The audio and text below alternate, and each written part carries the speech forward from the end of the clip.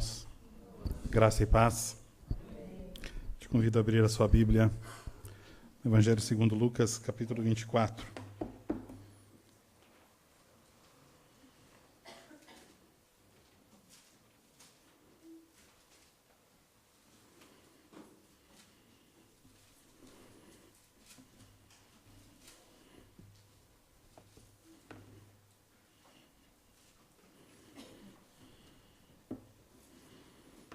Evangelho segundo Lucas, capítulo 24. Acho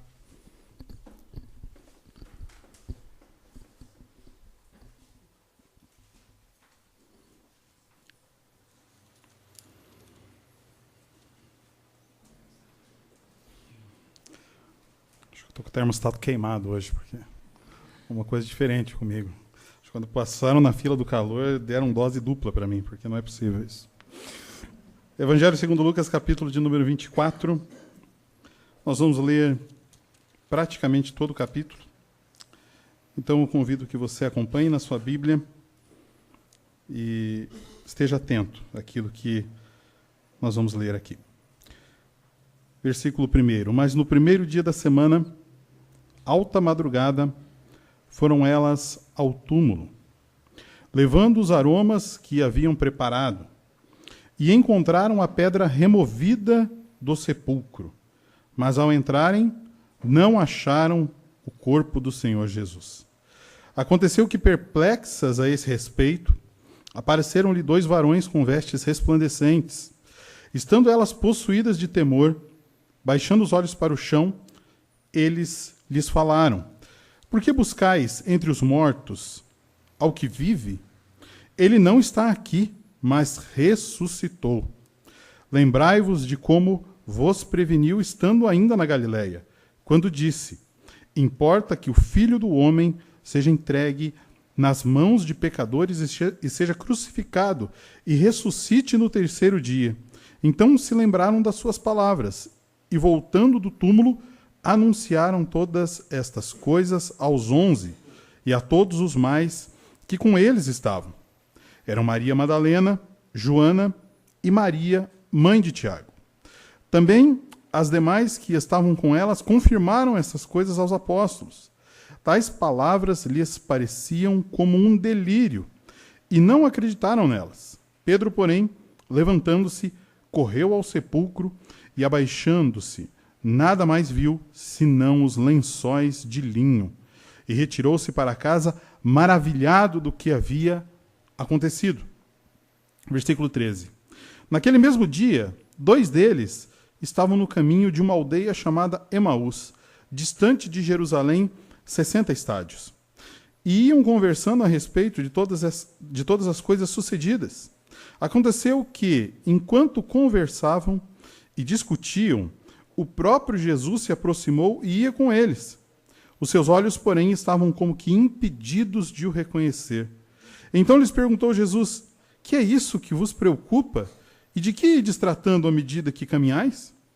E eles pararam entristecidos.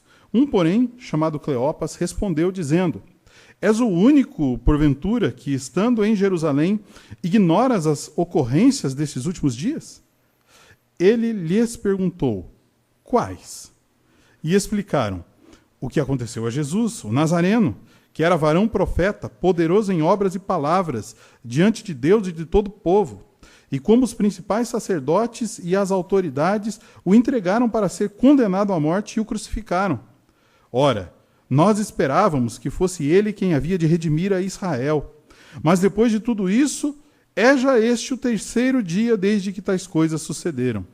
É verdade também que algumas mulheres das que conosco estavam nos surpreenderam, tendo ido de madrugada ao túmulo. E não achando o corpo de Jesus, voltaram dizendo terem tido uma visão de anjos, os quais afirmaram que ele vive. De fato, alguns dos nossos foram ao sepulcro e verificaram a exatidão do que disseram as mulheres, mas não o viram. Então lhes disse Jesus: ó nécios e tardos de coração para crer em tudo o que os profetas disseram. Porventura, não convinha que o Cristo padecesse e entrasse na sua glória? E começando por Moisés, discorrendo por todos os profetas, expunha-lhes o que a seu respeito constava em todas as Escrituras.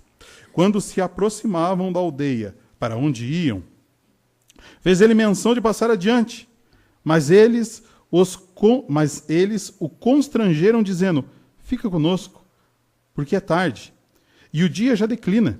E entrou para ficar com eles. E aconteceu que, quando estavam à mesa, tomando ele o pão, abençoou-o e, tendo partido, lhes deu. Então se lhes abriram os olhos e o reconheceram. Mas ele desapareceu da presença deles. E disseram um ao outro: porventura, não nos ardia o coração quando ele pelo caminho nos falava, quando nos expunha as Escrituras? E nessa mesma hora, levantando-se, voltaram para Jerusalém, onde acharam reunidos os 11 e outros com eles, os quais diziam: o Senhor ressuscitou, já apareceu a Simão. Então os dois lhe contaram o que lhes acontecera no caminho e como fora para eles reconhecido no partir do pão. Até aqui, deixa sua Bíblia marcada ou aberta. Vamos orar novamente. Senhor nosso Deus, Pai amado, nós estamos aqui, Senhor, diante da Tua santa e gloriosa presença, Senhor, diante da Tua palavra, que nos atesta, Senhor, esta verdade inegável, transformadora, miraculosa, indescritível, Senhor, que é ler, narrar e crer nesta verdade absoluta que é a ressurreição de nosso Senhor, de nosso Salvador, aquele que triunfou sobre o poder das trevas, que triunfou sobre o poder do pecado que nos aprisionava, que selou em seu precioso sangue a abertura do caminho que é Ele mesmo para nós nesta noite, Senhor, para todo aquele que crê. Nós somos gratos neste momento, Senhor, porque os nossos olhos já foram abertos, Senhor. E porque o nosso coração arde ao lermos e crermos na verdade do Evangelho transformador, poderoso, da mensagem de redenção que está em nosso Senhor Jesus Cristo, vencedor, triunfante, Rei absoluto. Nós pedimos nessa hora, Senhor, que o Seu Espírito Santo Ele nos ilumine nesta exposição da palavra. Que seja, Senhor, para nós direção, edificação, transformação, Senhor, segundo o seu querer, segundo a sua boa vontade para com os seus. Seja conosco nessa hora, é a nossa oração, desde já gratos, em nome de Jesus. Amém. Muito bem. Nós lemos nesta passagem acerca do relato imediato, a narrativa da ressurreição de Cristo. A narrativa daqueles que viram pela primeira vez, entre o versículo 1 até o versículo 12 deste capítulo, do momento em si que Jesus é visto ressuscitado. É visto por algumas pessoas. A sequência do texto, e nós vamos nos ater em especial, a partir do versículo de número 13, vai falar a respeito de duas pessoas que estão caminhando para uma aldeia chamada Emaús, saindo de Jerusalém, e por si só já demonstrando, nesta fuga de Jerusalém, que alguma coisa estava um pouco fora do prumo, ou talvez muito fora do prumo. A Bíblia não nos diz quem são exatamente essas duas pessoas, ela fala o nome de uma. Fala no versículo 18, um discípulo chamado Cleopas. E a outra pessoa a gente não sabe quem é, mas o fato é que eles estavam, no mesmo dia da ressurreição de Cristo, saindo de Jerusalém, para enfrentar uma caminhada de praticamente 12 a 13 quilômetros de distância rumo a essa aldeia chamada Emaús. A gente também não sabe o que eles talvez estavam indo fazer lá em Emaús, mas o fato é que eles estavam saindo de lá. E é interessante que,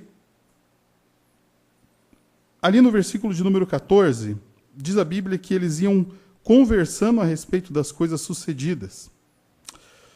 Diz que eles conversavam a respeito disso, e no versículo 15 fala que eles também estavam discutindo a respeito disso. Possivelmente, fazendo perguntas um ao outro. Se coloque, talvez, no lugar dessas pessoas saindo dali de Jerusalém, dentro de uma expectativa que o próprio texto vai mostrar um pouco mais adiante, que cada pessoa que estava seguindo a Jesus, mesmo que marginalmente, ou as pessoas que de alguma maneira estavam esperando pelo Messias, olha, o Messias virá e ele trará a redenção, ele trará, no versículo 21 vai falar, aquele que haveria de redimir a Israel. Ele foi morto. A expectativa que existia para o judeu naquele momento a respeito do Messias era um Messias teopolítico, guerreiro, general. Afinal de contas, ele era da linhagem de Davi. Se esperava que talvez o Messias fosse aquele que levantaria um exército para libertar o povo judeu do jugo do Império Romano. Então eles iam discutindo a respeito disso. E como que será que seria a pergunta se nós estivéssemos lá? Falar assim, puxa vida, caímos num embuste? Ele era só um embusteiro. Ele falou a respeito de coisas que aconteceriam e essas coisas não aconteceram. Para onde que nós vamos agora? Vamos no rumo de Emaús? Vamos fazer essa jornada? Vamos até lá? Vamos ver que outro tipo de vida talvez nos aguarde lá, longe desta realidade de amargura que estamos vivendo aqui, de decepção que estamos vivendo aqui, porque aquele que havia nos prometido talvez tantas coisas, nós não estamos vendo aquilo que ele disse. Ou talvez, ou certamente, as expectativas que estes dois estavam depositando em cima do Senhor não eram as expectativas que o Senhor havia falado para eles e havia apontado para eles a respeito de si próprio, a respeito daquilo que a Escritura falava e fala a respeito da vida e da obra do Messias. Então, que tipo de perguntas esses dois estavam fazendo? O que eles estavam discutindo? O texto diz que, à medida que eles estavam indo, eles discutiam entre si, conversavam e se perguntavam acerca destes acontecimentos. E o texto fala que Jesus se achega até junto deles. Se achega até o caminho que eles estavam trilhando ali. E aqui a gente tem um tipo de paradoxo existencial, porque esses dois discípulos estavam trilhando um caminho de morte, de decepção, porque, na verdade, eles estavam remoendo, como o próprio texto nos mostra, acerca do Senhor morto. Os próprios vão falar, escuta, você não sabe, parece que você não estava, parece que você estava em Marte, como diz nos dias de hoje, né? Escuta, onde é que você estava? Todas as coisas estão acontecendo, você estava em Marte? Era como se ele estivesse falando para ele, escuta, você está fora de si, porque todas essas coisas estão acontecendo, todas essas grandes decepções aconteceram para nós aqui dentro de Jerusalém, e você nos pergunta sobre que tipo de coisas que estamos conversando, que tipo de decepções são estas que nós estamos tendo. Então, essas decepções que eles estavam carregando dentro deste caminho de tamanha frustração, nada mais era do que fruto dessas falsas expectativas que eles criaram a respeito das coisas. Isso, por si só, já nos ensina um caminhão de coisas nessa noite, que as expectativas que nós criamos a respeito de Deus jamais devem suplantar as expectativas que o próprio Deus coloca a respeito de si próprio dentro da sua palavra. Ah, mas prometeram para mim que Jesus faria assim. E Jesus disse isso na sua palavra. Prometeram que seria assado. E Jesus falou a respeito disso na sua palavra. Prometeram que seria assim. Prometeram que se eu fosse por este caminho, não haveria dor, não haveria tristeza, não haveria problemas, não haveria nada disso. Talvez nos traíram. Estas expectativas são as expectativas que dentro do caminho fazem com que Jesus, que é o próprio caminho, se achegue junto deles. Então a gente já vê uma grandeza de fatos aqui. Jesus, que é o caminho, estava junto deles pelo caminho. Para se revelar dentro deste caminho que ele é o caminho. Ou seja, que todas aquelas decepções e frustrações que esses dois estavam carregando ali, fatalmente seriam um caminho de morte. Porque se eles estavam abandonando Jerusalém, se eles estavam abandonando o convívio dos discípulos, se eles estavam abandonando tudo aquilo que o próprio Senhor disse que aconteceria, algo estava muito errado. Talvez porque as suas expectativas estavam depositadas em cima de um terreno muito traiçoeiro, que não é o terreno ou o fundamento sólido da palavra de Deus. Quando eles param entristecidos, como diz o versículo 17, e eles respondem a partir do versículo 18 acerca desse estado de tamanha tristeza e pesar que eles estavam vivendo, a gente enxerga aqui também esta interação de Jesus. Eu acho bastante curioso quando Jesus faz esse tipo de pergunta. No versículo 18, acompanhe comigo ali. Um, porém, chamado Cleopas, respondeu dizendo: és o único, porventura, que, tendo estado em Jerusalém, ignoras as ocorrências desses últimos dias? Aí Jesus lhe pergunta para eles: quais? Quais ocorrências?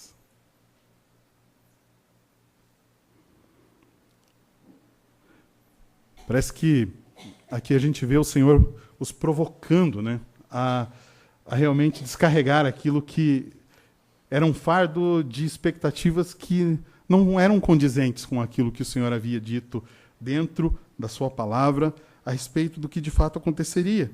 Eles explicaram o que aconteceu com Jesus o Nazareno, que era varão profeta, poderoso em obras e palavras diante de Deus e do povo. Eles estavam explicando para o próprio Senhor a respeito de coisas que o Senhor havia experimentado na sua carne 3 dias antes, coisas que o Senhor havia vencido, coisas que o Senhor havia derrotado, coisas que o Senhor havia realmente, gloriosamente vencido.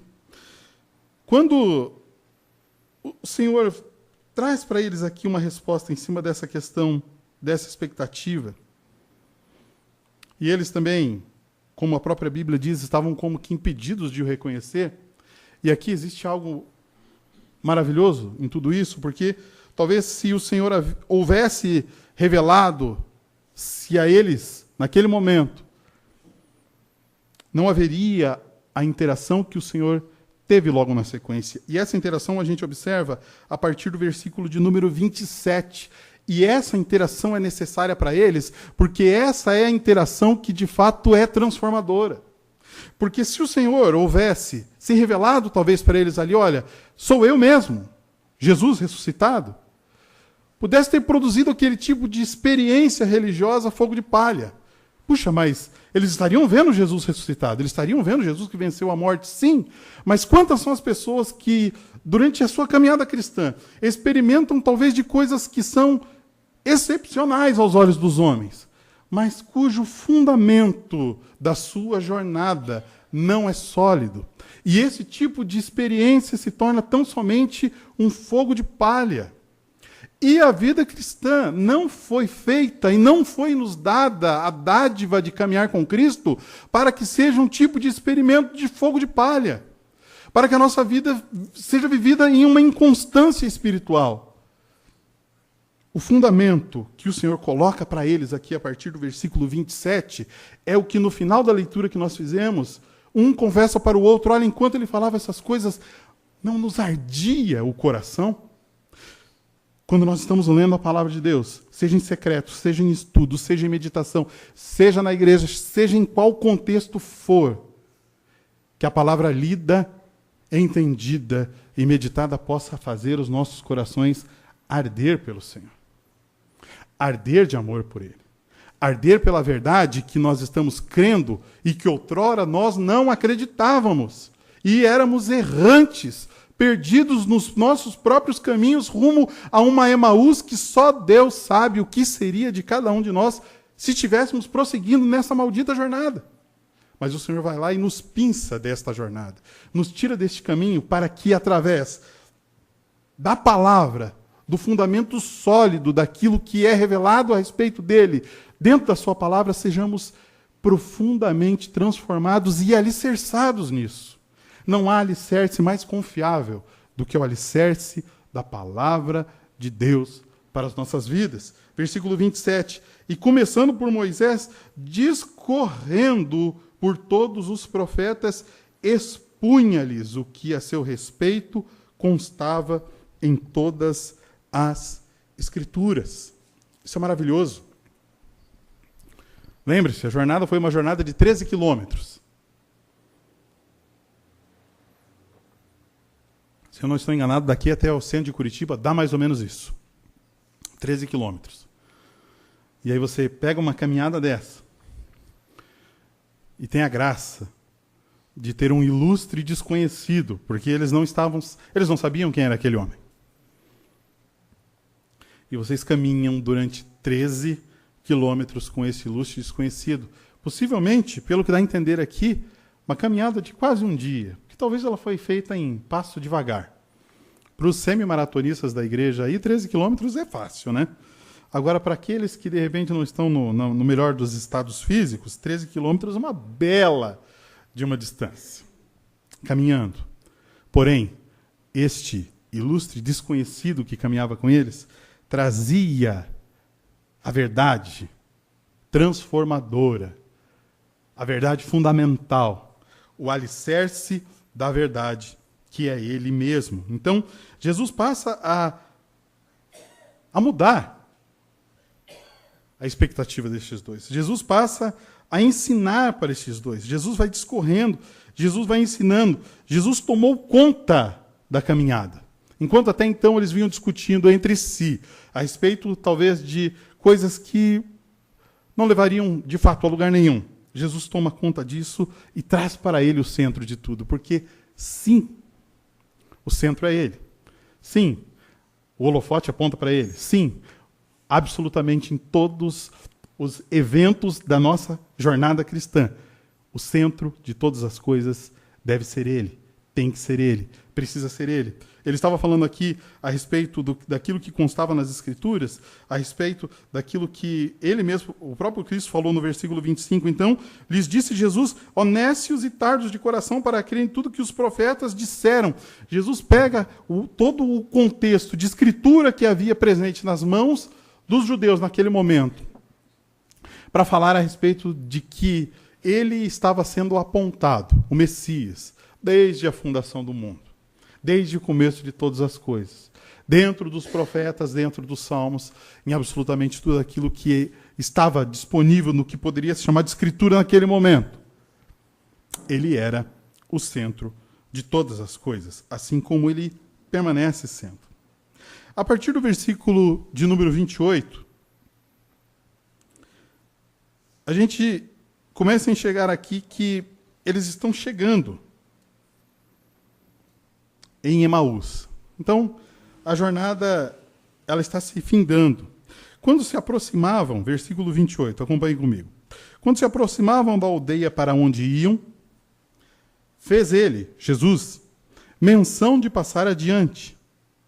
Mas eles o constrangeram, dizendo, fica conosco, porque é tarde, e o dia já declina.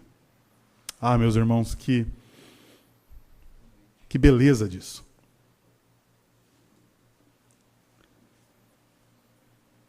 Aquilo que eles estavam experimentando de aprender de Cristo. Lembre-se, eles ainda não tinham reconhecido aqui que era o Senhor ressuscitado.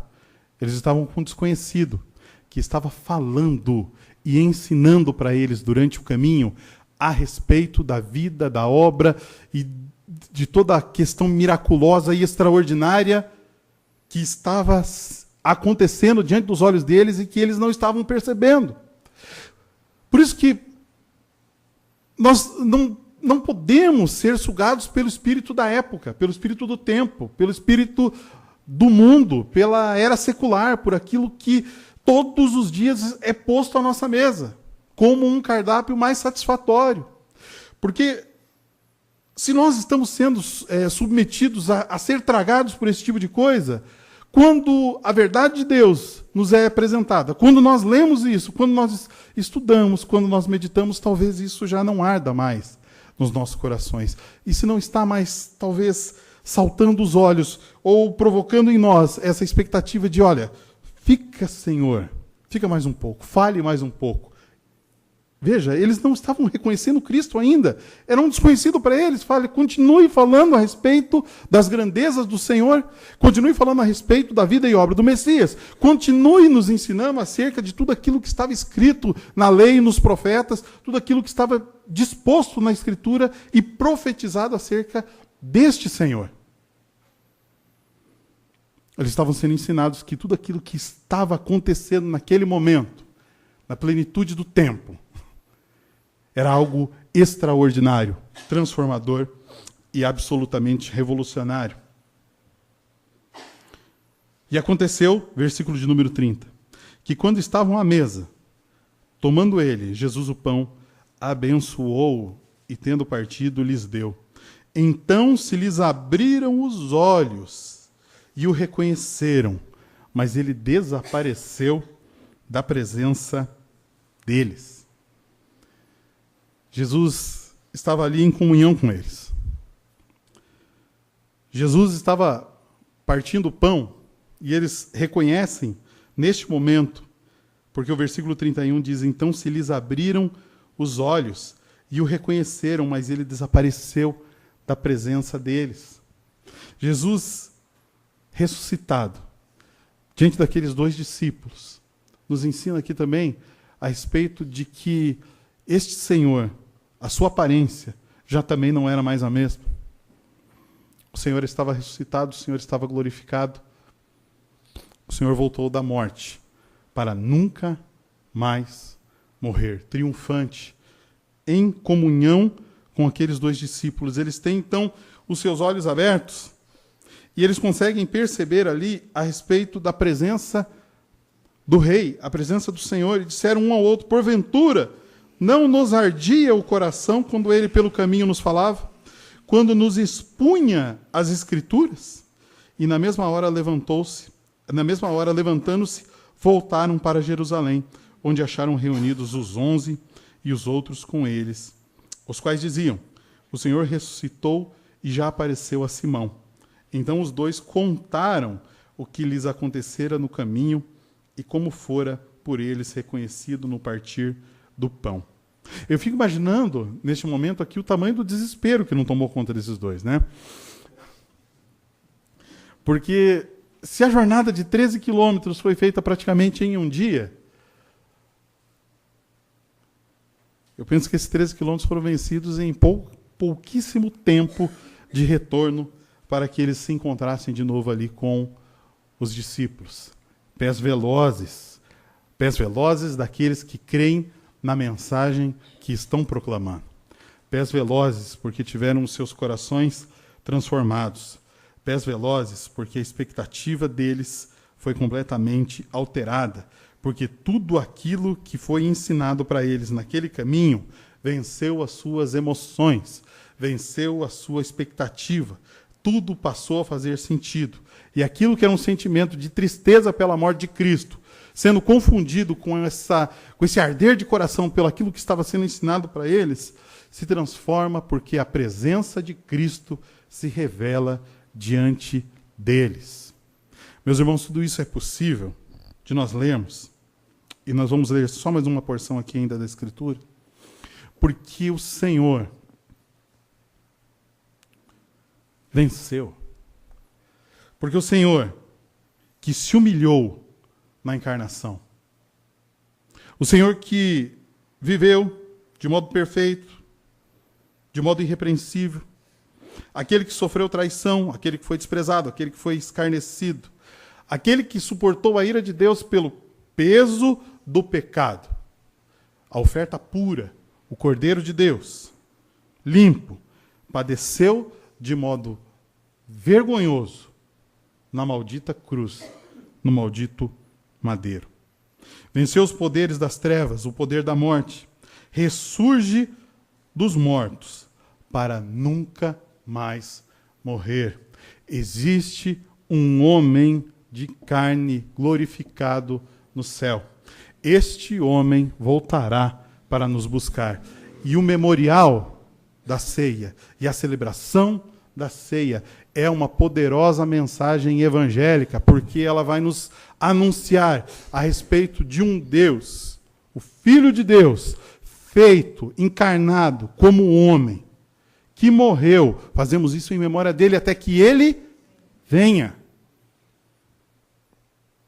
Ele veio, morreu, sofreu, seu corpo e seu sangue, o sangue da nova aliança, feito e proclamado até o seu retorno, porque ele virá, esse Senhor vencedor virá. E me permita a leitura de duas passagens aqui que constituem a respeito da questão da ressurreição de Cristo e do seu significado. A ressurreição de Cristo tem um tríplice significado. Constitui uma declaração do Pai de que Cristo satisfez todas as exigências da lei como obrigação pactual. Simboliza o que acontecerá aos crentes na sua justificação, no seu nascimento espiritual e na sua ressurreição futura. E é a causa da nossa justificação, regeneração e ressurreição final. Ora, ele é a primícia da ressurreição. E assim como ele ressuscitou, todos aqueles que padecerem, que descerem à sepultura, que morrerem em Cristo, também ressuscitarão. A gloriosa ressurreição de Cristo é a promessa de que nós não estamos caminhando dentro de uma expectativa cega e falsa, mas que nós estamos caminhando e crendo no Evangelho, crendo numa luz que nos iluminou, em um caminho que ele mesmo abriu pelo seu próprio corpo, pelo seu próprio sangue, para que essas três questões, que seria nos impossível de cumprir por nossos próprios esforços e pela melhor das boas vontades que teríamos, ele o fez, ele o conquistou. O valor da ressurreição de Cristo em nossa vida.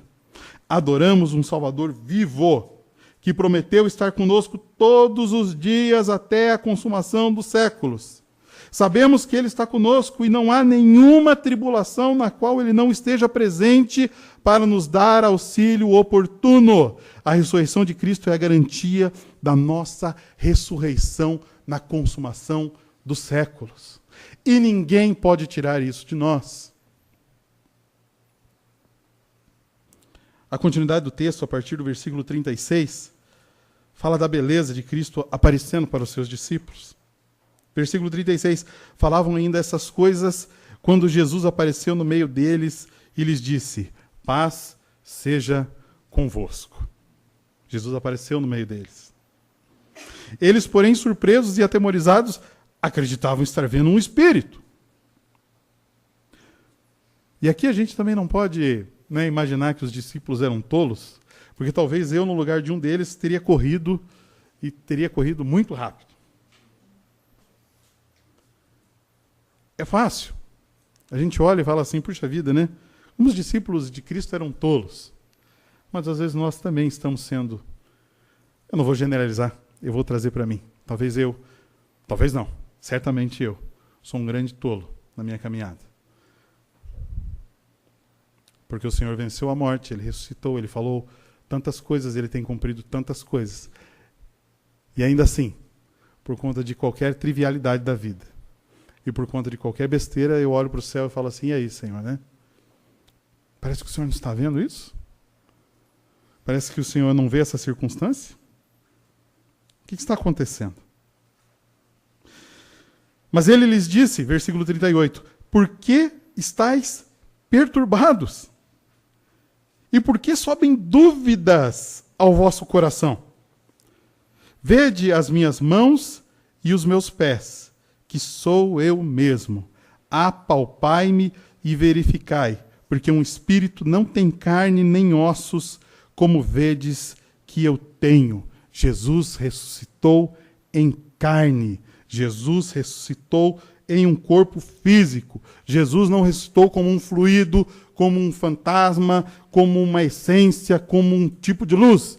Ele é um corpo vivo que triunfou sobre a morte para nunca mais morrer. Dizendo isso, mostrou-lhe as mãos e os pés. E por não acreditarem eles ainda, ou seja, estava difícil dos discípulos acreditarem, né? Por causa da alegria e estando admirados, Jesus lhes disse: tendes aqui alguma coisa que comer? Então lhe apresentaram um pedaço de peixe assado e um favo de mel. E ele comeu na presença deles. A mensagem é que se Cristo Jesus não ressuscitou, 1 Coríntios 15, 14, 19, se ele não ressuscitou, tudo aquilo que nós estamos fazendo é em vão.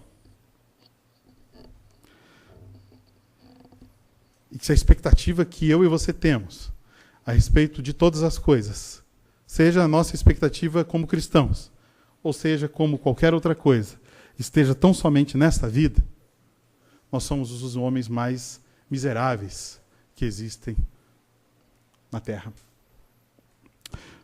Agostinho faz uma lembrança e uma mensagem urgente que, assim como o Senhor saiu daquela tumba fria e gélida e a venceu, ele ressurge para aquecer novamente os corações gélidos dos seus discípulos que não estavam entendendo absolutamente nada do que estava acontecendo ali. E ele os aqueceu e ele os transformou. Naquela manhã, Jesus venceu, triunfou, triunfa, ele é o triunfante. E ele continua aquecendo e ressuscitando os corações dos seus cegos seguidores. Que ele possa fazer isso na minha vida hoje, que ele possa nos transformar na jornada. Jesus torna significativa toda a Escritura para aqueles 2 discípulos, e depois para os 11 discípulos, e depois para mais de 500 testemunhas que atestam ter visto Jesus ter ressuscitado dos mortos. Essas pessoas que outrora eram covardes, observam uma mudança completamente radical nas suas vidas, porque se outrora eles viviam debaixo de um medo, de perseguição e de expectativa de morte, eles foram revestidos de poder e de fé. Que ele possa nos revestir com esta virtude, que nós possamos entender o significado e viver o significado de todas essas coisas. Que ele aqueça essa tumba fria que eventualmente seja a minha e a sua existência nesta noite. Porque ele ressuscitou dos mortos. Porque ele está vivo. Porque ele disse tudo isso, que tudo isso aconteceria. E ele também disse que voltará. E ele não é homem para que minta. Curve a sua fronte. Vamos orar novamente. Senhor nosso Deus, nós te somos gratos, ó Deus, nesta hora, porque nós podemos meditar, Senhor, na Tua Palavra, porque nós podemos entender, Senhor, um pouco mais a respeito do bendito propósito e do bendito cenário do feito extraordinário da ressurreição de Jesus dentre os mortos. A Páscoa para nós faz todo sentido quando nós entendemos, Senhor, a respeito destas coisas, quando nós entendemos a respeito da ressurreição e das implicações eternas da ressurreição de Cristo. Não tão somente, Senhor, como um rito vazio dentro das nossas vidas, dentro da nossa jornada cristã. Não tão somente como talvez algum tipo de expectativa que estejamos nutrindo, caminhando dentro de um trilho, Senhor, para uma distante Emaús, que talvez seja a vida que nós tínhamos antes de te conhecer, Senhor, mas estamos caminhando em um caminho que é o próprio Senhor, o Senhor Jesus que, através da sua vida, através da sua entrega, através do sacrifício perfeito, Cordeiro puro, santo e imaculado de Deus, que levou sobre si o pecado do mundo, o pecado de cada um de nós, os nossos feitos, as nossas piores circunstâncias, tudo aquilo que há de feitio humano da pior estirpe, depositado para pagar o preço da ira de Deus naquela cruz. Mas Cristo Jesus triunfou, venceu a morte, venceu o pecado, venceu absolutamente toda a oposição posta, para que, vivo e glorificado, ser conosco o tempo todo, porque prometeu que estaria conosco até a consumação dos séculos. Que Ele possa, neste momento, ó Senhor, transformar qualquer tipo de expectativa que eu ainda tenha ou que os meus irmãos ainda tenham a respeito da jornada. Possa, Senhor, nos consolar nesta noite, possa fazer com que o nosso coração revisite a gloriosa ressurreição de Cristo.